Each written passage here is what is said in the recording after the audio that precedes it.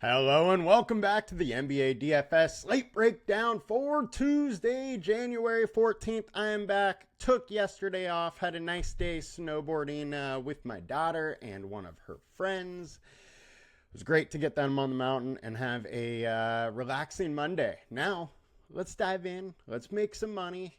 Let's get going on this slate. But before we do, I'm your host, Tyler Wiemann at FlatTyler83. on your DFS sites and Twitter. Now, come join us at LionStar. $39.99 per month gets you access to all we do, all the props, all the DFS. You get it all for one low price. Now let's get in, let's get wild, and let's check out what we got going in the DFS streets. 7-game slate on both FanDuel and Draftkings. Starting at your point guard position for high owned, we got DeJounte Murray, 8,300, 43-point projection, 30% owned. He looks great. He's in just a great matchup versus the Bulls. I'm getting to a ton of him. I looked at some data this morning as far as with Zion on the court, and with Zion on the court, his fantasy points per minute is just at a very, very high level. It's like 1.4 or something like that.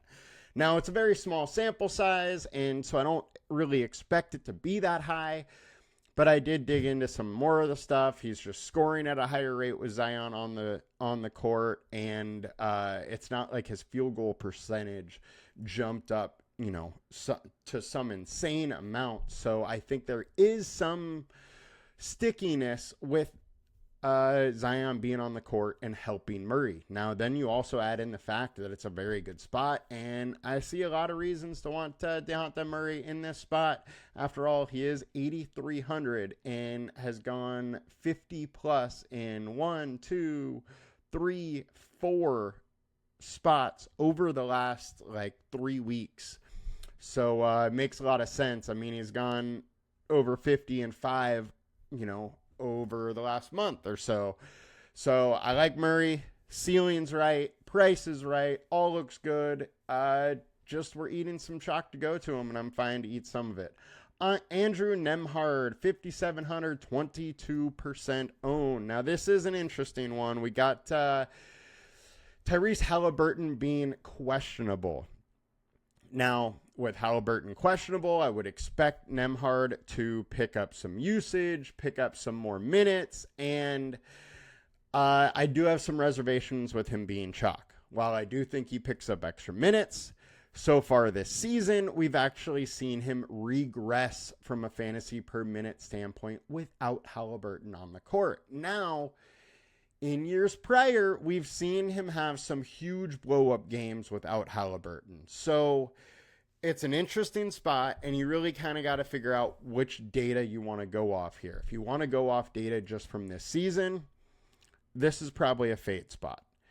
If you want to stretch out data for the last couple years, then there is definitely some reasons to eat some chalk along with the added minutes. So to each their own, you guys figure it out. Use our usage matrix and dig into the numbers. Figure out what you want to do if you are a LionStar sub here. Personally, I am staying off of him a little bit. I'm going to play some. I'm just not going super hard on him, and I'm probably going to come up in a little lower than this 22%. Keon Ellis, 4,700, 22% owned. This is a spot where I'm personally probably not going to be very high on. I'm not going to go super over the chalk. I'm going to have some Keon Ellis. He's too cheap not to have a little bit. And he's had, a few very productive games as a starter recently. Without Malik Monk, he is likely to start again. Now, his fantasy per minute, 0.83. As a starter this season is fine. It is a little bit of a tough spot versus Milwaukee. I'm fine going here. Don't, really love it, but, it's just kind of a meh spot. I'm going to have a little, but not going hard. De'Aaron Fox, 8,800. Now, this is much different. I'm probably going to end up going pretty hard. The thing that I thought was most interesting digging into the numbers today is he goes up to like 1.3 fantasy per minute without Malik Monk on the court.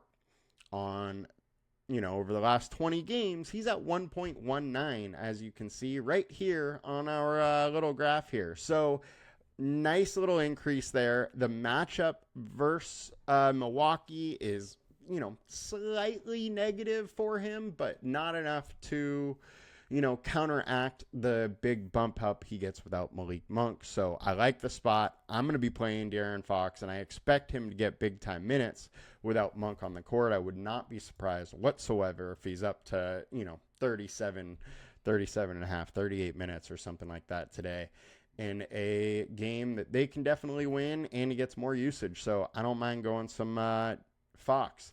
Now let's get to some pivot action. Murray, we talked about. TJ McConnell, 5,500. So there's two things working here with McConnell. There's no Halliburton and then no Aaron Naismith. Aaron Naismith's been out for a while, but he is usually a starter. McConnell gets a bump up without Halliburton, and his rates don't change all that much. He's like a 1.24 fantasy per minute this season without Halliburton on the court. 1.17 as a reserve over the last 20 games. So, slight bump up. And really the only difference is he just is on the court a little bit with Halliburton. And, today won't be. So, the big thing here is that he's probably going to get some extra minutes. So, he's averaging 19.6 minutes. We have him projected at 23. So, he's getting 4 or 5 extra minutes here. And there is a chance that he can pick up additional minutes on top of that. There also is a chance that he could start with, because Naismith is out. I wouldn't be that shocked if they threw him in the starting lineup with Andrew Nembhard and then just kind of ran a very similar offense and similar things as they always do versus Cleveland. So I think there is that chance. But if he's coming off the bench, I'm still interested because of his high rate. Now, if his ownership gets crazy, then I might back off. I don't think he's going to come in at 12% owned like we have. I do think it would be more like 20%, but at that, I'm still fine getting to some. I think he's in an interesting spot versus Cleveland. However, there's also plenty of blowout risk because Cleveland is good. I am going to have some McConnell, but also not going crazy there. Dyson Daniels, 7K, 8% owned versus the Phoenix Suns. This isn't a super great turnover matchup, which makes this one a little bit weird, and this is why I do have some reservations about having too much of Dyson Daniels today, but I do like the spot as a shooting guard versus the Phoenix Suns, and without Jalen Johnson on the court, he just gets a little bit more of a bump. I'm going to have some, not going to go super hard because of his price. He has to have more of a ceiling outcome to really get it done. His average will not do it today. So, and that's part of the reason why I'm going to have some of him, but I'm not going super, super hard. I think 8% is too low.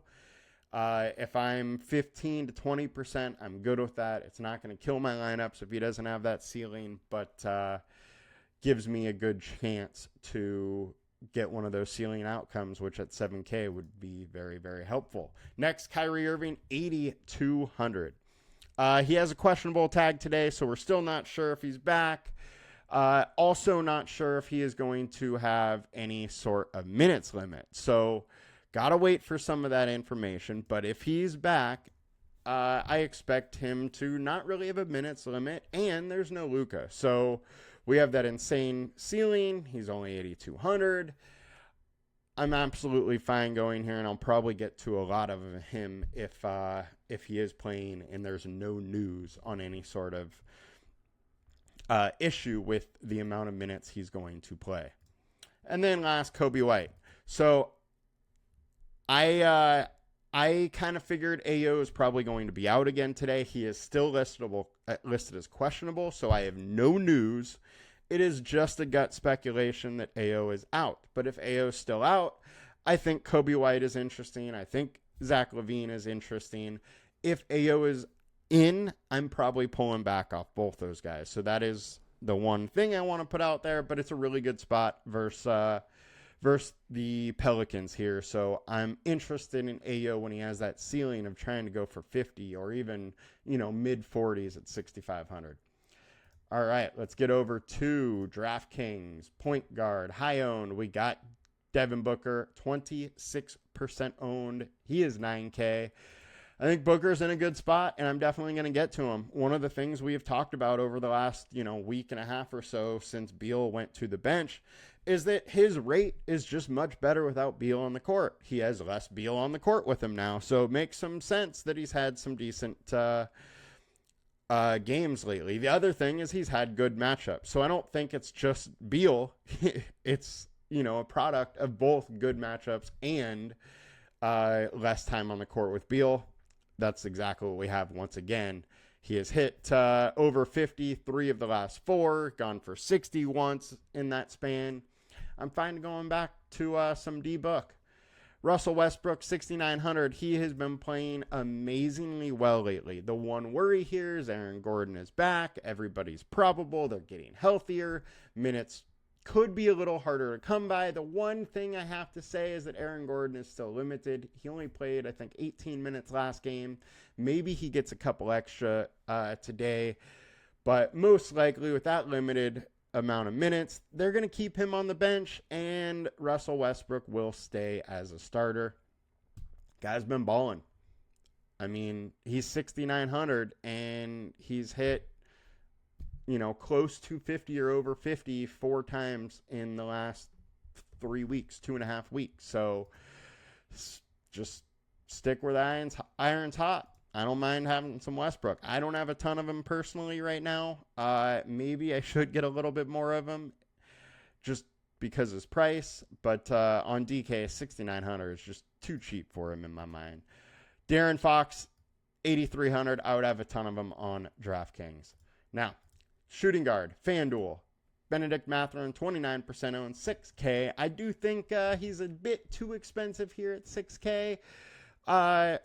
But the ceiling is there without Halliburton. He picks up some usage. He picks up a little bit of production in the fantasy point per minute realm. The issue here is it's Cleveland Cavaliers. It's not the best matchup in the world. If the Pacers can stay into this game late, though, there is definitely some path to Benedict Mathurin getting there. Fine having some. Klay Thompson, 5,600. He has a little bit of a ceiling. Played 35 minutes last game. If those minutes stick, I would like him. But if he goes back down to 27, 28, I'm not really getting too much, and I can't really get there with this kind of ownership. And, he really only has 1 or 2 games that you want GPP-friendly scores out of in the entire year. Andrew Nembhard, we covered. Keon Ellis, we covered. Tumani Kamara, I am definitely getting some of him. He was actually, when I was preparing for the show, one of the high-owned options, so I didn't have him liked. Like him now. Guy's been good. We've been on him for a couple weeks now. Now, the one thing, and I've said this a couple times, is he doesn't have a huge ceiling. We have a 36 from him, and a 35. That's his, season highs, and that is, 7x. So there is some worry there. We need to watch the injury news, though, in this game. There's a lot of potential injuries. It is a later game, and I think Kamara's one of those spots where he could pick some extra minutes up, and if he picks extra minutes, the likelihood of him getting at least 6x is high, and he could get some pluses on top of that. He's been playing well, but there's a little apprehension if he gets super high owned. It's a spot where I think you can fade him because his ceiling probably won't kill you. So that's one of the ones I'm going to be watching ownership-wise throughout the day and maybe making an ownership play there. Devin Booker, 9,400. We talked about him. I like him. Shaedon Sharpe, 6,300. The guy has been getting it done lately, and there's also a lot of guys that potentially could be out for Portland tonight. So give me extra minutes with him against the poor team. I'm in. He can do a lot of different stuff with the ball. The issue here is if he's not on, he gets you high 20s and he kills all your lineup. So just to let you know, it is a high variance spot, but hey, we're here to win GPP, so I'm fine going. Zach LaVine, 8,500. Dude's been balling. I mentioned last week that he's, mid 1.2 fantasy point per minute over the last month, where he's 1.14 on the year. So do with that information what you will. He's been playing very well over the short term, getting way more usage. Seems like he's himself again. And if that continues, he's in a great spot tonight. I would maybe pull back a little bit if Ayo's there, just because usage may go down a little bit. But I think you got to be a little bit interested in LaVine. He can put the ball in the bucket, and he's been super aggressive lately. So why not keep going back to that? Daniels, we covered. Irving, Kobe White, got it on to shooting guard on DraftKings. Devin Booker, Benedict Mathurin, Ben Shepherd. 3,200 Ben Shepherd could end up starting tonight. We got him at 29 minutes. I mean, he's pretty much min price, so if you want to take a shot on him, fine. I just got to warn you that his fantasy point per minute is absolutely awful. So he will have to have an unusually good game versus a very tough opponent to, really kill you for not having him. Most likely, he's mid-high teens, doesn't hurt you, doesn't kill you. He's cheap. I don't mind having a little bit of him on DraftKings. Probably not going to have any of them on FanDuel where he's a little bit more expensive. Or if I do, it'll be, very low owned. And getting on over to small forward, Kevin Durant, similar spot as Booker. Absolutely interested in him. The one thing is he hasn't had those ceiling games that Booker has lately. And maybe that just means that we need to pivot to Durant over Booker a little bit because usage is going to even out between them over the long run here. But KD's in a great spot, as is Devin Booker. I don't mind either of them. Just, they usually don't go off together. And if they do go off together, you'll probably want a Hawk on your team as well, because that likely means this game is going to 120 to 125 or something like that. So interested in some KD, not so much with Booker, but if I do have them both together, then I want to bring an Atlanta guy. Next, covered Booker, covered Kamara, Shaden, we covered LaVine, Ryan Dunn, 4,400. Look, so we've talked about several guys in the low 4Ks that are moving to get more minutes, and we're speculating on how many minutes they're going to get, right? This is a situation where we know he's getting 24 to 28 minutes. It's 4,400. He's in a great spot. Gonna be a starter. Obviously, usage is down when he's with the starters, but those minutes are there. And we've seen him have some high highs. We've also seen the Suns will give him more minutes if the ball is going in the basket and if he is playing well.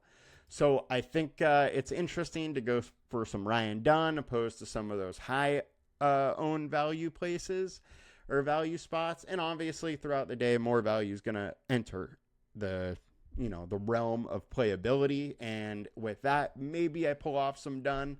But at this point, when we don't have a super ton of value, I do think Ryan Dunn's a little interesting. Denny, been playing him for a couple weeks now, and it's been working out pretty well. Well, fine going back in this spot. He is questionable, though, so we got to watch his injury. Caleb Martin, 5,200.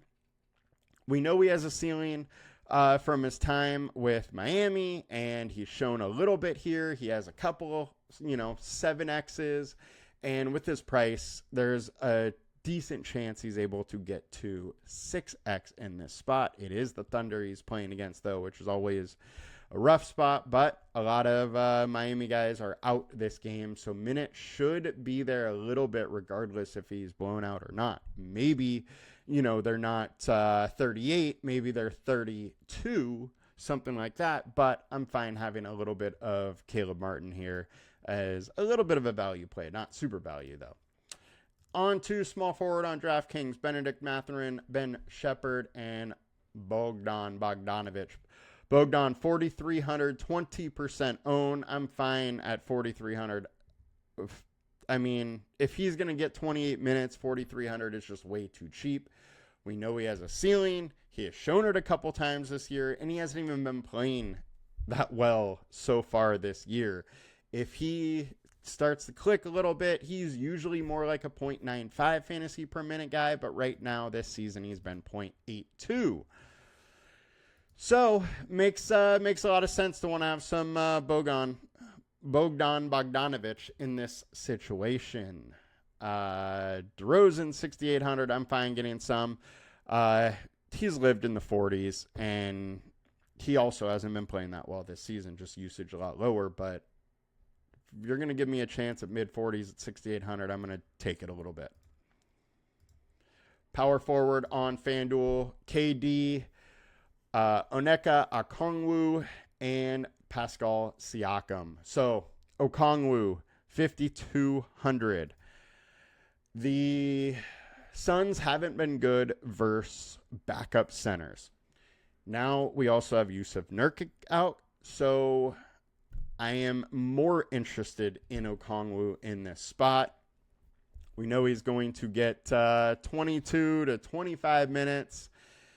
The worry here is how much ceiling is there really? He's had 38 and 39 a couple times, 35.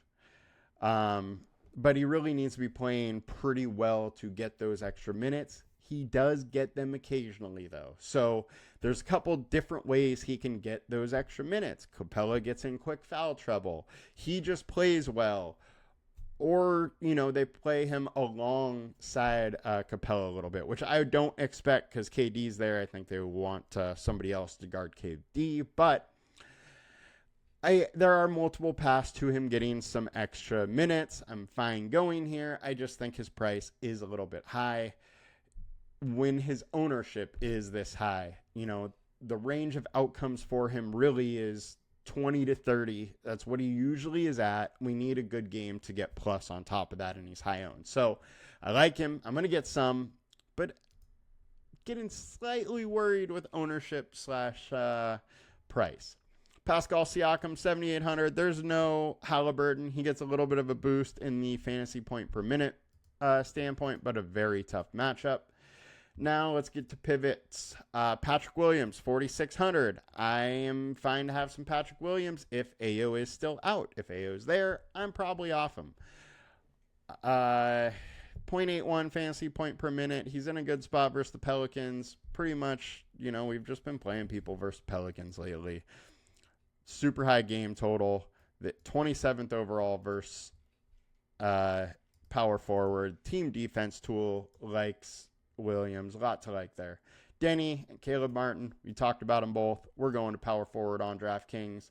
KD, Pascal Siakam, and Oso, who is the Suns' backup center. On DraftKings, he's 3,500. I'm fine taking some swings if you want to there. He's not going to get big-time minutes, but hey, if he gets a few extra because no Nurkic, I'm fine taking some. He did get some extra minutes last time. We know this team doesn't want to play Mason Plumlee big minutes, so maybe Oso gets a few more minutes. It's worth taking some chances at his price. And on to center on FanDuel. Vucevic, 19% owned. I'm going to have a lot of them versus the Pelicans. One thing, I'm going to try and not have him and Patrick Williams together just because they both need to get a little active on the glass to make it happen. One a power forward, one center. It just, negatively affects them. So I am trying to keep them apart a little bit. If I have a little overlap, it's fine. Just want to make sure, there's not a ton of my lineups with both of them. Big time ceiling, though. He's 8K and he hits 50 regularly, so very interested. The one thing I do have to say is that, just 40 doesn't really get it done for you out of the center spot at 8K. He does need to have a little bit of a ceiling, one of which we haven't seen versus the Pelicans. So a little bit of cause for concern there, but I am interested in him. DeAndre Ayton, 6,200. I think I'm going to have a lot of him. He is going to play today. He was on the injury report, but he has been taking off. There's big time ceiling. We've seen him hit 50 multiple times over the last month, even 40s, and in a good spot versus the Pelicans. It's hard for me not to want to go here. He's also at home, which always helps him, and he's done well versus them in the past. Moving on over to Okongwu, we covered, and that's all we got for the center spot. So let's talk center on DraftKings. KD, Clint Capella. Clint Capella, 4,900. I don't mind some Capella at 4,900. He is getting high owned. He can get there. Whatever one of these centers is playing well, picks up a couple extra minutes. On DraftKings, where Okongwu is 4,500, he's very interesting here as well. His ownership isn't as high on DraftKings because he is only center eligible here, whereas on FanDuel, he's power forward and center. I'm fine playing some Okongwu. It's a nice pivot off of Chalky Capella on DK. Jokic, 12.2K. He's probable. Aaron Gordon's probable. Everybody's likely to play for the Nuggets. I'm fine going here. He's too good to ever say no to. It's not my favorite spot in the world, though. But if I get Jokic, I'm never mad about it. And that'll do it for us today, guys. Hope you guys had a good one. Let's make some money. Let's be back tomorrow to celebrate those wins. Peace. Please like, comment, and subscribe.